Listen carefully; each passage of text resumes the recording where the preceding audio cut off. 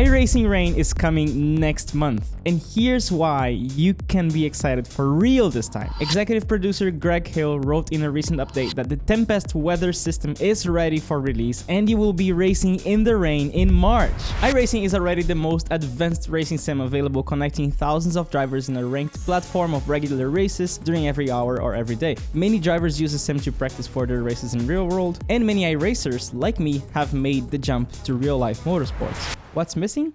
Rain. And the Season 2 2024 update coming this March will feature Tempest, iRacing's new rain system. 14 cars will support rain initially, including all 11 endurance cars across GTP, LMP2 and GT3. This means that yes, we are not far off from having wet endurance events. You won't believe how complex rain will get. Greg notes that iRacing will offer a true-to-life dynamic simulation of the multitude of physical and environmental factors experienced in racing in the rain, and how water interacts with both the racetrack and the tires of your race car. Every piece of asphalt has tiny peaks and valleys that help the tires grip, but repeated traffic can even out the roughness. In the dry, no problem. In the wet, these polished areas have extremely low grip, forcing you to completely change your approach to corners you have done thousands of times before. Rain lines will be a thing. You have to search for other unpolished areas of the corner to find more grip, just like the drivers do in real life. And when the water becomes too much, creating a film between the track and the tire, expect to face the nightmare of hydroplaning. So when and where can we channel our inner Sennas and drive in the rain? Week 13 unranked races.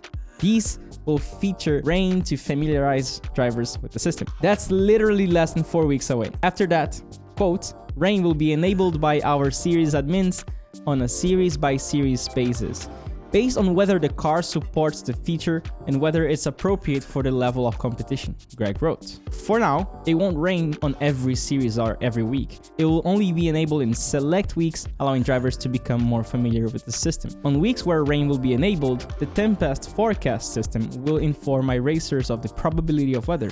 Keyword: probability. Competitors should know that it's just a forecast, but we all know how Mother Nature has a mind of its own, Greg wrote. This is huge. It means no two races will ever be the same again. This dynamic system uses historical data from the track's location to determine the weather in your session. While the rain is in this build's headline act, new content and free stuff is also coming. Misano in Portimão, or Algarve International Circuit, which recently hosted Formula 1, will join the track list on the roadside. All iRacers will also receive 4 free tracks: Motorsport Arena Oschersleben, Snetender Circuit, Lebanon, and Winton Motor Raceway. We will also get the Dallara 324 to tear around these tracks. It races the Super Formula Light series in Japan, a feeder series to the Super Formula cars we got in 2023, and the Euro Formula Open Championship. This C-Class car should be perfect for those wanting to level up their new license. Yes, you heard that right. The road license will split between open wheel and sports cars license. On the first day of the split, your current iRating will stay the same on both. As you drive more across the different two types, the iRating will change independently. This change should encourage drivers to try different types of cars and get closer competition, even if they are better on one car type over another.